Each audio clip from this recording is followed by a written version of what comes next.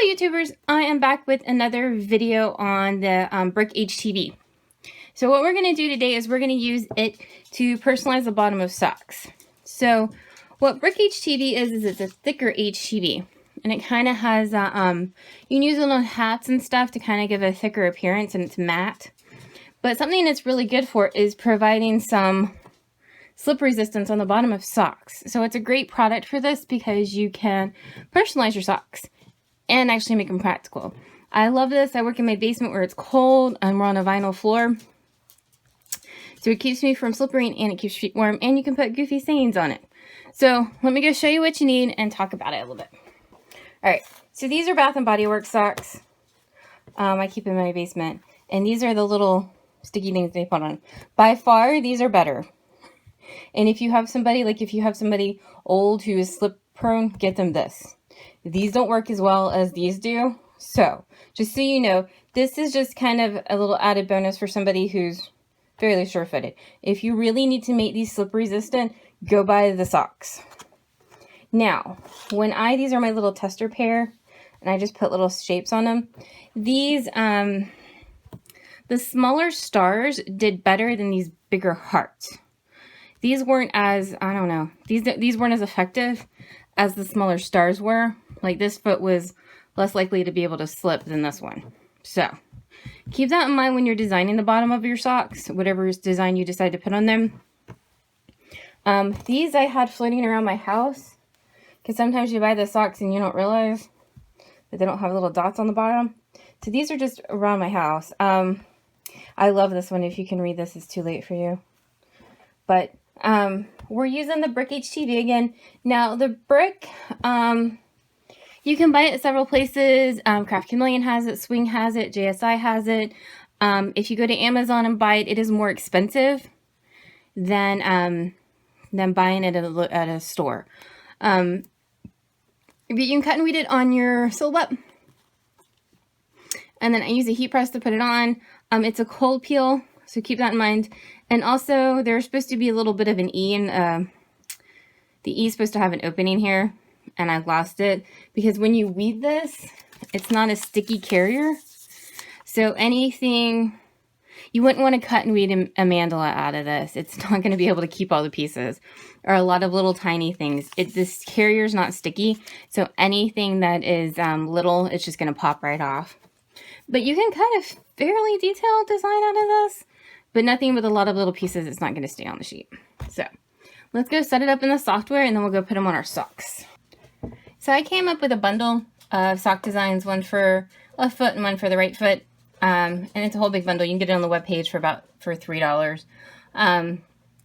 So it's just kind of funny little things. But you can use, if you have, this is 4.3.2 something or other. It's a buggy mess, but if you have the flexi shapes, you can grab them and put them on the bottom of the socks too. You can grab the bundle. I measured the bottom of my socks with my ruler, my quilting ruler that never quilts. And I ended up with kind of a 3x5. So 3 this way, 5 this way. None of them were quite that big, but that's kind of the size for my women's socks that I think you can kind of shoot for. You can also measure between like if they have like a different color for the toe and the heel, just measure between them.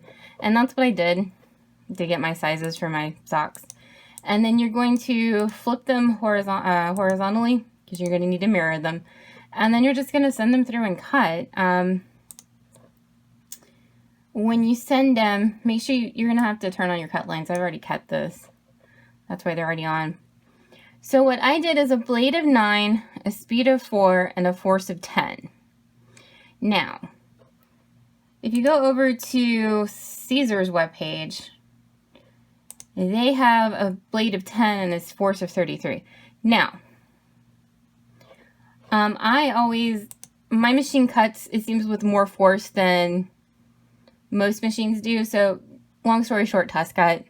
If and this is still probably a little strong, because it sometimes will leave marks in the back of the carrier sheet. So just test cut. Make sure you test cut before you do a big design out of your brick. It's not the cheapest material, but it is kind of a fun one to play with. And then past that, you're just going to put it on your mat and cut. And then I've just been using a regular ratchet blade. Nothing fancy, no CB09 blades. Nothing like that. Just regular ratchet blade. You're going to put the, as you can see, you're going to put the shiny side down on mat and the matte side up, and then cut. Alright, so I did the other one on the other socks. So this is Little Piggies. It's kind of weird to weed. It's not difficult to weed by any means, but since it's thick and the carrier sheet isn't sticky, it's a bit weird. But it normally reads pretty well. There you go. So we'll put Little on one sock and Piggies on the other. Got a pair of pink socks.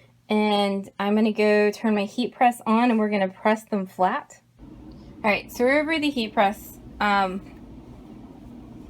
if you were going to buy socks for this, buy them with the colors. It makes this a little bit easier. But we're going to press these real quick. Use a Teflon sheet because the first time I pressed socks and my socks stuck to the roof of the heat press. Don't know if that was special for me or what. Alright, so you need to figure out how you want your words to go on your socks, how you want people to be able to read them. So we're going to put these on here. And then this guy is set for 315 degrees at 15 seconds. Alright, so the brick is a cold peel, so take it off the heat press and then go sit it somewhere on a cool table. Now, I was looking at these socks a little bit more. If I had to do them again, would have put them, would they be upside down to you? Because when you sit and your feet are up, they really are in trouble if they can read it now. So, keep that in mind. It probably would have been better if they were upside down, but thankfully, it's just for me, so it doesn't matter. So, but these guys, when somebody sits right side up with them, they'll be able to see them. So, and if you peel, so when you peel a cold peel, they're kind of a little weirder and they stick. They're not tough to peel, but there's a little more resistance. And if you peel a cold peel while it is hot, you will peel it right up. So, there we go.